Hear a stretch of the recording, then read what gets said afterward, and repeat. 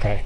My name's Greg Schoen, and I work with Florida de Mayo on this project that we're doing here, primarily with the seeds. I live down near Silver City. I can be reached through the PATH organization, so there is an email there on that website for me. Some of what I'd like to share, concerning the seeds. A lot of what we have to say sometimes when we're describing the seed is we talk about the corn, because that is like an archetype. It's almost like the authority of all the other seeds.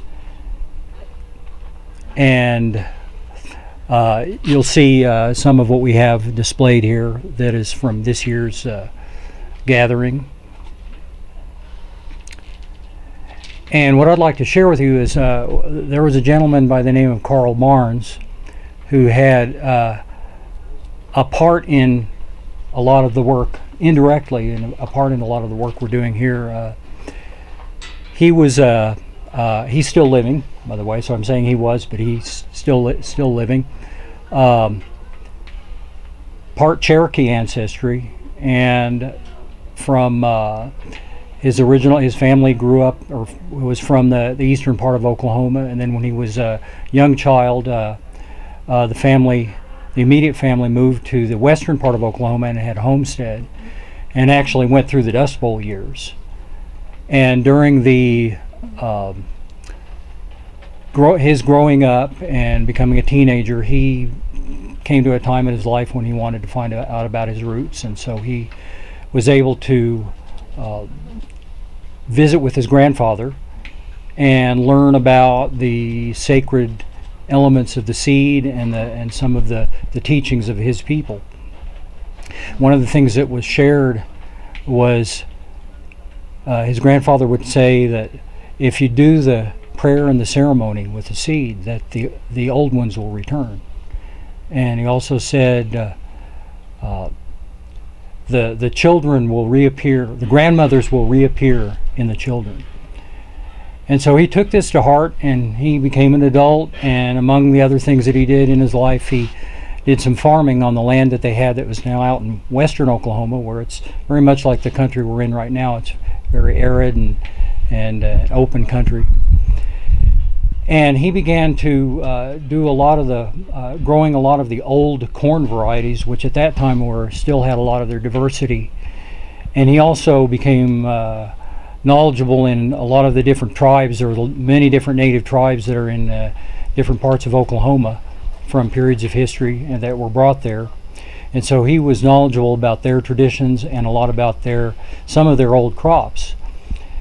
And he did, when he would grow the corn, he did the prayer and the ceremony, and he did begin to see things reappearing in the fields.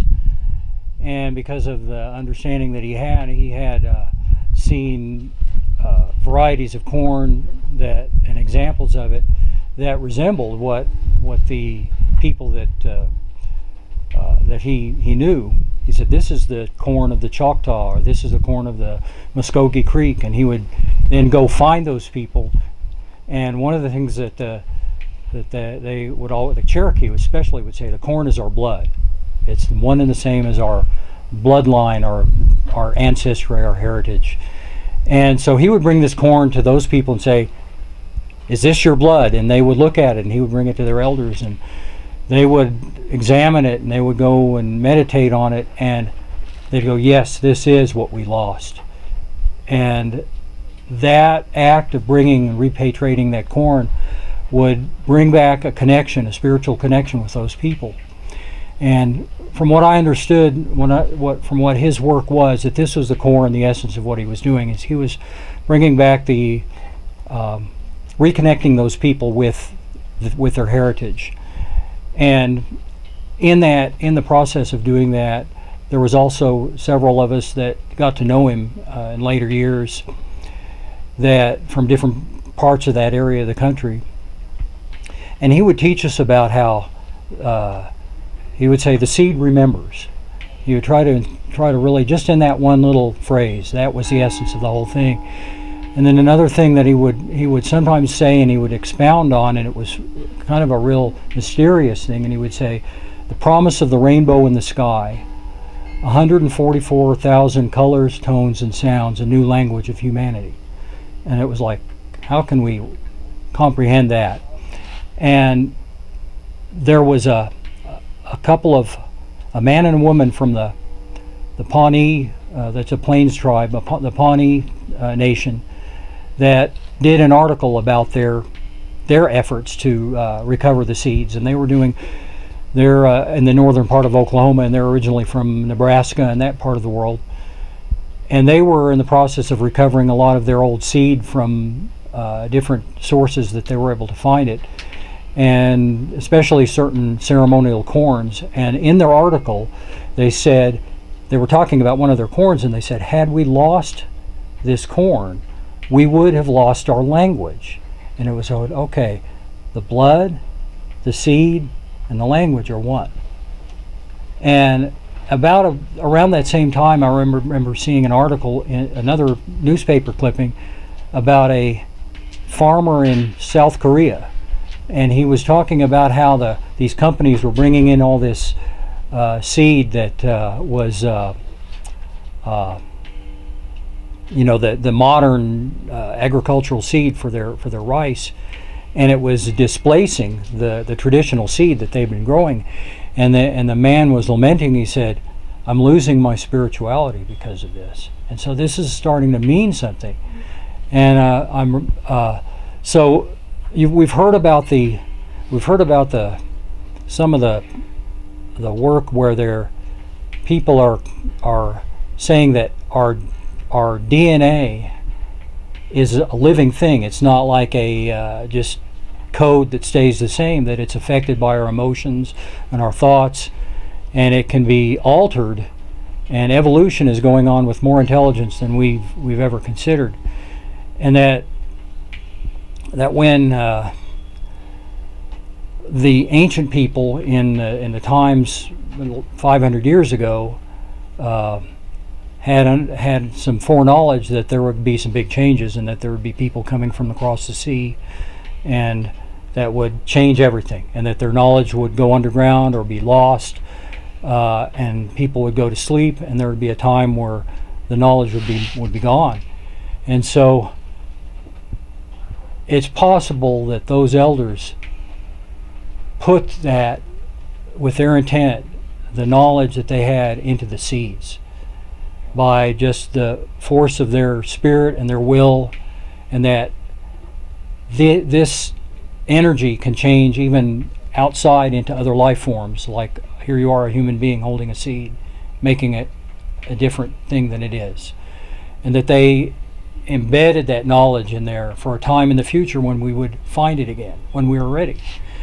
And it's just like the ancient Egyptians did the same thing with their knowledge was being lost, and they put it in all the symbols in their architecture and their codes of mystery, the Tibetans and the scrolls and all this, for a time in the future when we'd be able to recover it. And so we come into the future time, and like, let me pick this up right here. We've got something like this that has all this different information in it. And if you go to your local grocery store around this time of year, they have this different corn that looks different colors for your fall decorations, for the autumn decorations, and you pick these up, and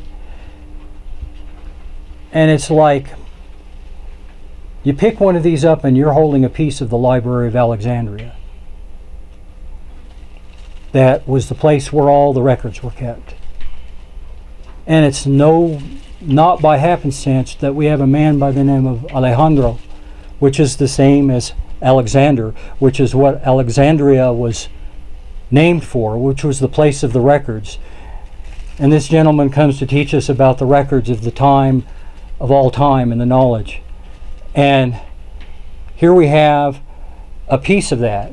And we ask, we say, well, this is scattered all over the place. All those books were lost. They were scattered all over the place. And yet, at the right time, each piece knows how to come back together and find all of its brothers and sisters and come back together. And we're also in a time where there's been some tampering with the sacred codes that are in the seed and the genetics. We call it GMO, the genetically modified, the biotech companies. This is taking and putting an artificial or a false piece of information into the genes to make it so they can control it and do things with it. And it's like taking a piece of scripture of like the ancient Tibetans or any of the Mayans and taking and putting a little false message in there to control it. And so this is why we want to find the seed that is free of that and guard it and protect it and propagate it and share it with people, because this is all over now. This is going on. Even less than a quarter of a mile from here is a field of corn which is very likely to be GMO, which is commercial corn right there, which is being harvested today as we speak. And so in this new time, I mean, I also feel like even though we have the peril of all this artificial material being put into our crops, is that we're in this new energy of the new sun, and that these waves of frequencies are acting. Mother Nature always has the upper hand and will adapt to all of our follies and make a lot of the GMO corn and other seeds and other crops sterile, and it may on its own just pass away. But at the same time, we have to do our work, and that's what our purpose here. Seed banks and seed temples like we have here, places all over the world that are this great movement of consciousness to work with the seed. We each can't do all of it. Everybody has to work together and communicate and collaborate, and we're here to find some of the seed and grow it and share it and educate people and rebuild culture. And granted, some of our seed, some of the kinds will pass away. It may be their time. Some that haven't even appeared yet may show up, that are part of the new time. They're part of our celestial heritage that will be showing up. So there will be new seeds to steward that we don't even know about. And so the work we're doing is just as simple as connecting with all the people here in the Estancia Valley in this area and beyond to find out what would you like to try to grow in this climate, in this soil, in this type of a place, and see what we can rebuild and have new kinds of farming right here, and then share that with other people and let it continue to go on. And then as we connect with people all over the place, this purpose that we're hoping to serve is carried forward.